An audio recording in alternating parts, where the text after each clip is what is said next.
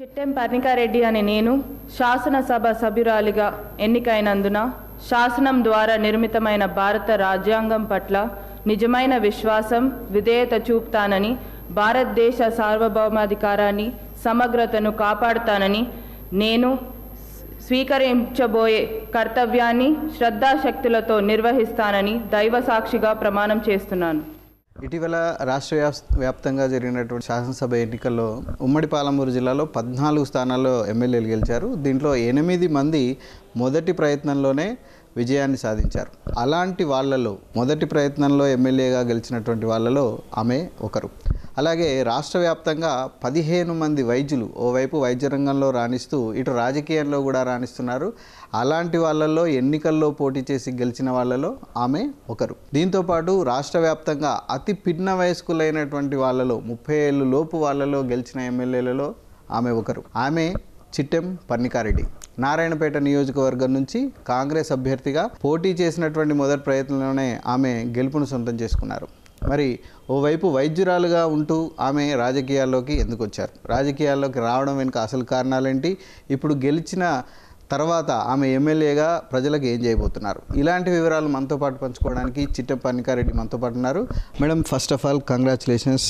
మీరు అంటే రాష్ట్రంలో అతి పిన్న వయస్కులైనటువంటి ఎమ్మెల్యేలలో అందులో మహిళల్లో మీరున్నారు. సో మీకు ఏ విధంగా అనిపిస్తుంది, అంటే చిన్న వయసులో మీరు ఎమ్మెల్యే కావడం ఎట్లా అనిపిస్తుంది?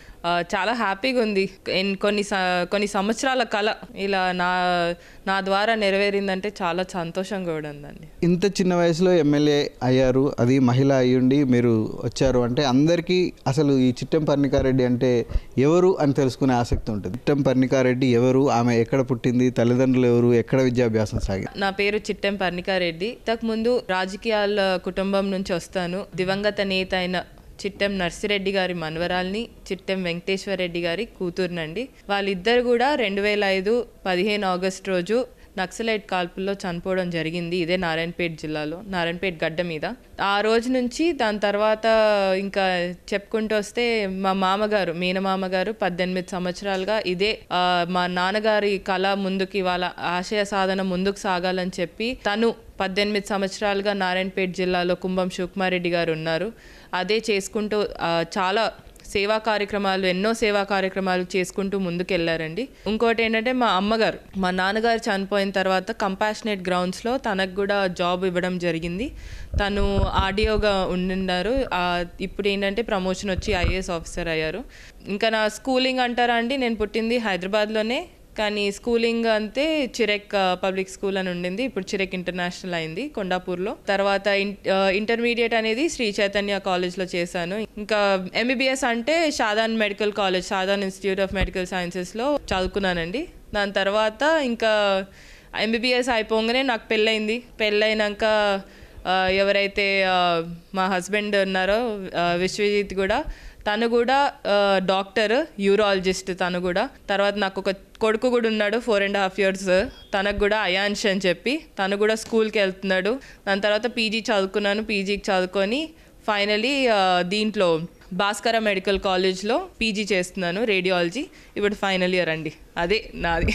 సో సడన్గా మరి రాజకీయాల్లోకి వచ్చారు అంటే ఉద్దేశపూర్వకంగా రావాలనే వచ్చారా, లేకపోతే రావాల్సి వచ్చిందా, లేకపోతే అంటే ఎలా జరిగింది మీరు రాజకీయాల్లోకి రావాలనేది? కాలేజ్లో ఉన్నాను అప్పుడు. ఏదైతే టికెట్ అనౌన్స్మెంట్ ప్రాసెస్ నడుస్తుందో కాలేజ్లోనే ఉన్నాను. టికెట్ వచ్చిన రోజు కంటే 1 day ముందు కూడా కాలేజ్లోనే ఉన్నానండి. టికెట్ మామగారికి కన్ఫర్మ్ అయిందండి. కన్ఫర్మ్ అయిన తర్వాత తను ఉండి ఒక ½ day ఆలోచించి, కాదు ఇలా కాదు, నేను అనుకుంది వేరే, నేను చేస్తుంది వేరే, మళ్ళీ నాకు వస్తే మళ్ళీ ఎందుకంటే 2 సార్లు కూడా ఆయన నించోవడం జరిగిందండి. ఫస్ట్ టైం కూడా బీఆర్ఎస్ నుంచి, టీఆర్ఎస్ అప్పట్లో టీఆర్ఎస్ నుంచి నించున్నారు, 2000 votes-తో ఓడిపోయారు. సెకండ్ టైం నించినప్పుడు కాంగ్రెస్ నుంచి వస్తుంది అనుకున్నాం, కానీ ఇంకా ఏమంటారు, అది టికెట్ రాకపోవడం వల్ల ఇండిపెండెంట్గా నించున్నారు. తను ఇండిపెండెంట్గా నించుకున్న అప్పట్లో అంత టీఆర్ఎస్ వేవ్ ఉన్నప్పుడు కూడా ఒక 7,000 8,000 votes-తోని పోయింది అప్పుడు కూడా. సో ఈసారి ఏంటంటే ఇంకా కాదు, నేను అసలు రాజకీయాల్లోకి వచ్చిందే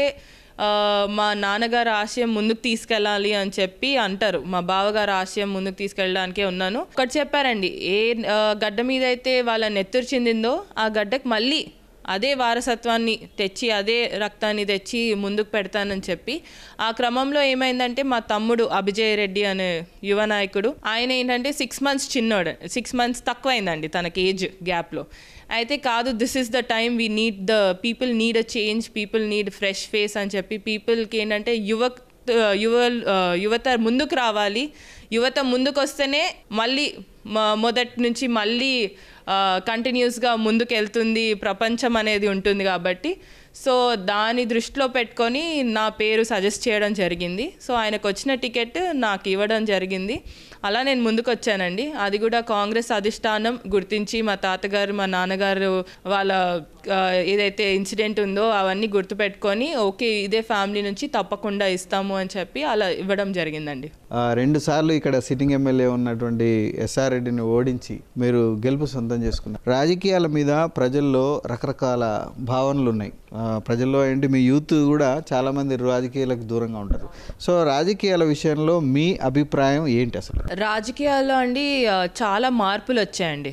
అప్పుడు మా తాతగారు ఉన్నప్పుడు రాజకీయాలు కాదండి ఇప్పుడు ఏవైతే రాజకీయాలు ఉన్నాయో చాలా మార్పులు వచ్చాయి. రాజకీయాల్లో ఇప్పుడు యూత్ ముందుకు రావట్లేదు అని అంటే ఒకటే ఏంటంటే భయం అండి. మేము ముందుకు ఏముంది ఎట్లయినా మమ్మల్ని తొక్కేస్తారు అన్న దీంతోని ముందుకు రారు. చాలామంది కూడా ఏంటంటే ఇంట్రెస్ట్ చూపియరు. సరే మనం చేసుకున్నామా, మనం హ్యాపీగా ఉన్నామా అన్న దీంట్లోనే ఉంటారు చాలామంది. అది కాకుండా ఏంటంటే మనం యువత అంటే ముందుకు వస్తేనే కదండి ముందుకు సాగేది. ఎప్పుడైనా యూత్ ఇస్ ద ఫ్యూచర్ అనే కాన్సెప్ట్ నేను నమ్ముతాను. యువత ముందుకు వస్తేనే మన ఫ్యూచర్ బాగుంటుంది అనేది నా ఆలోచన. మరి అది మీరు తప్పంటారో కరెక్ట్ అంటారో నేను చెప్పను, కానీ ఎందుకంటే మేము యంగ్స్టర్స్గా ఉన్నామంటే మాకు చాలా ఆలోచనలు ఉంటాయి, ఐడియాలజీస్ చాలా డిఫరెంట్గా ఉంటాయి, ఐడియాస్ చాలా వస్తుంటాయి. సో కొత్త ఐడియాస్ వస్తుంటాయి, కొత్త విధానంగా చేయాలి అనే ఆలోచన ఉంటుంది. సో అవన్నీ కూడా దీంట్లో పెట్టుకొని యూత్ అనేది ముందుకు వస్తేనే మంచిది అనేది కూడా నేను ఈ ద్వారా మీ ద్వారా మెసేజ్ అనేది కూడా యువతకి ఇస్తాను. సో మీ మార్క్ ఎలా ఉండబోతుంది? రాజకీయంలో మీ లక్ష్యం ఏంటి? రాజకీయంలో లక్ష్యం పెట్టుకొని అందరు ముందుకు వస్తారండి. మా లక్ష్యం ఒకటే, ప్రజాసేవ చేయడం అండి. మేము సేవకుల్లాగా పనిచేస్తాం, ప్రజల కోసం ఎల్లప్పుడూ అవైలబుల్ ఉంటాము. ఇప్పుడు నేను ప్రతిసారి పోయినప్పుడు ప్రచారాల్లో పోయినప్పుడు కూడా చెప్పింది ఒకటే అండి, మీకు అవైలబుల్గా ఉండడానికి ఇప్పుడు నేను ఒక్కదాన్నే లేను, అవైలబుల్ ఉండడానికి ఇంకా మా మామగారు ఉన్నారు, మా తమ్ముడు గారు కూడా ఉన్నారు, ఇంకా వైద్యపరంగా చూసుకుంటే మా హస్బెండ్ కూడా ఉన్నారు అని చెప్పి ప్రతి దగ్గర కూడా చెప్పుకుంటూ వచ్చాను. ఇప్పుడు అవైలబిలిటీ అనేది జనాలకి ఏముంటుందంటే ఇప్పుడు ఎమ్మెల్యే గారి దగ్గరికి వెళ్తేనే పని జరుగుతుందని కాకుండా మేము మా దగ్గరికి ఎవరి దగ్గరికి వచ్చినా కూడా తప్పకుండా చేసి పెడతామనే నమ్మకం వాళ్ళలో ఉండాలి అనేదే మా ఇదండి. నారాయణపేట నియోజకవర్గం అంటే రకరకాల సమస్యలు ఉన్నాయి. సో మీ ప్రధానమైనటువంటి దృష్టి ఏంటి? ఫస్ట్ ఏదైతే కొడంగల్ ఇంకా నారాయణపేట ఎత్తిపోత పథకాలు అది మాత్రం అమల్లోకి అప్పటి నుంచి కూడా మా తాతగారు కాలప్పటి నుంచి ఆయన ఇనిషియేట్ చేసిందని మొన్న రేవంత్ రెడ్డి గారు కూడా చెప్పడం జరిగింది సభలో. ఆయన పక్క కాన్స్టిట్యున్సీ కొడంగలే కాబట్టి తప్పకుండా ఇంప్లిమెంట్ తప్పకుండా చేస్తాము. అది గాన ఇంప్లిమెంట్ అయితే అండి మన మూడు ఏవైతే 3 కాన్స్టిట్యున్సీస్ కొడంగల్ కానివ్వండి, మన నారాయణపేట కానివ్వండి, మక్తల్ కానివ్వండి, పొలాలకి నీళ్ళు అంది మనకి ఇంకా సస్యశ్యామలం అయిపోయే పరిస్థితి అండి. ఎందుకంటే దట్ ప్రాజెక్ట్ మీద జనాలు పెట్టుకునే ఎక్స్పెక్టేషన్స్ కూడా చాలా హై ఉన్నాయి. సో అది తప్పకుండా చేస్తాము. ఆ 3 మండలాలు కూడా ఏదైతే గార్లపాడు, కోటకొండ, ఇంకా కానుకుర్తి కానివ్వండి తప్పకుండా చేస్తాము. కాంగ్రెస్ ప్రభుత్వం మేము చెప్పినామంటే తప్పకుండా చేస్తుంది అనేది నమ్మకం జనాల్లో కూడా ఉంది. తప్పకుండా ఈసారి ఆ నమ్మకంని కూడా నిలబెట్టుకుంటాం. దాంతోపాటు నేను డాక్టర్ని కాబట్టి కొంచెం మెడికల్ ఫెసిలిటీస్ కానివ్వండి అవి ఇంప్రూవ్ చేయడానికి చాలా కాన్సన్ట్రేట్ చేస్తాను. ఎందుకంటే ఇప్పుడు కూడా ఈ మనం 2023లో ఉన్నామండి. మళ్ళీ ఇక్కడ నుంచి కూడా జనాలు ఇక్కడ నుంచి బయలుదేరి మళ్ళీ అక్కడికి ఎస్విఎస్ వరకు వెళ్తారండి, మహబూబ్ నగర్ వరకు. ఇప్పుడు డాక్టర్గా నేను వచ్చానంటే నియోజకవర్గానికి వాళ్ళకి ఎక్స్పెక్టేషన్స్ డాక్టర్ నుంచి కూడా చాలా ఉంటాయి. ఎందుకంటే మెడికల్ ఫెసిలిటీస్ కూడా చాలా ఇంప్రూవ్ చేసే అవసరం ఉందండి మన దగ్గర. అవి కూడా కాకుండా రోడ్స్ ఉన్నాయండి. రోడ్స్ అయితే కొన్ని ప్లేసెస్లో ఇంకా అసలు బీభత్సంగా ఉన్నాయి. శాంక్షన్ అయిన రోడ్స్ వేయలేదు ఇప్పటికీ కూడా. సో అట్లాంటి రోడ్స్ ఉన్నాయి. ఇంకా వాటర్ తాగునీరు, సాగునీరు ఇట్లా చెప్పుకుంటూ పోతే ఒకటి కాదండి. ఎప్పుడు నారాయణపేట వెనుకబడ్డ జిల్లా అంటారు, ఇప్పటికీ కూడా చాలా వరకు అట్లనే ఉందండి. దాన్ని ఏదైతే ఆ ముద్ర పడిందో అది తీసేయాలనే మొదటి ప్రయత్నం ఉంటుందండి తప్పకుండా. యూత్కి సంబంధించి ఏం చెప్తారు మరి రాజకీయాలు రావాలనుకునే వాళ్ళకి? ఈ యువతకు ఒకటే చెప్తానండి, రాజకీయాల్లోకి వస్తే మంచిది, చాలా మంచిది. ఎందుకంటే అది that is the need of the hour ఇప్పుడు. ఎందుకంటే రాజకీయాలు ఇప్పుడు ఉన్న పరిస్థితి మనకు చాలా ఘోరమైన పరిస్థితిలో ఉన్నామని చెప్పలేను, ఇటు అని చెప్పలేనండి. కానీ యూత్ వస్తే ఫ్రెష్నెస్ వస్తుందండి. ఒకటే, యూత్ వస్తే ఫ్రెష్నెస్ వస్తుంది. ఆ ఫ్రెష్నెస్ నుంచి కొత్త ఐడియాస్ వస్తాయి, కొత్త ఆలోచనలు వస్తాయి. అది మన జనాలకి పనికొచ్చేటట్టు ఉంటుంది, మన ఊరికి పనికొచ్చేటట్టు ఉంటుంది. సో తప్పకుండా నేను ఇన్సిస్ట్ చేయను, you should come in to రాజకీయాలు. మీకు ఇంట్రెస్ట్ ఉంటే తప్పకుండా రండి, తప్పకుండా మీ జనం కోసం, మీ ఊరు జనం కోసం పనిచేయాలనేది కూడా చెప్తానండి. మీరు రాజకీయాలకు కొత్తే, కానీ మీది రాజకీయ కుటుంబం. సో మీ కుటుంబంలో చిట్టెం నర్సిరెడ్డి గారి దగ్గర నుంచి మొదలుకుంటే అందరూ రాజకీయ నాయకులే. సో ఎవరు మీరు రోల్ మోడల్గా ఉండబోతున్నారు? ప్లస్ రాజకీయాల్లో కూడా మీరు ఎవరిని రోల్ మోడల్గా తీసుకుంటారు? రోల్ మోడల్స్ ఇంట్లోనే ఉన్నప్పుడు మనం బయట చూడని అవసరం లేదండి. ఎందుకంటే తాతయ్య గారే పెద్ద రోల్ మోడల్ నాకు. ఎందుకంటే తాతయ్య గారు కానివ్వండి, మా ఫాదర్ చిట్టెం వెంకటేశ్వర రెడ్డి గారు కానివ్వండి, ఇద్దరు కూడా సమానంగా నాకు రోల్ మోడల్స్ అండి. వాళ్ళని మించి నేను వేరే వాళ్ళు రోల్ మోడల్స్ అనను. ఓవరాల్గా మీ లైఫ్లో నెక్స్ట్ అంబిషన్ ఏంటి? మీరు ఎట్లా ముందుకు పోబోతున్నారు నెక్స్ట్ లైఫ్? నేను I will work for the people. జనం కోసం ఉంటాను, జనం కోసం పనిచేస్తాను. తప్పకుండా ఏదైతే అంబిషన్ మా తాతగారు నాన్నగారు అనుకుంది నేను నెరవేరుస్తున్నాను వాళ్ళ అంబిషన్.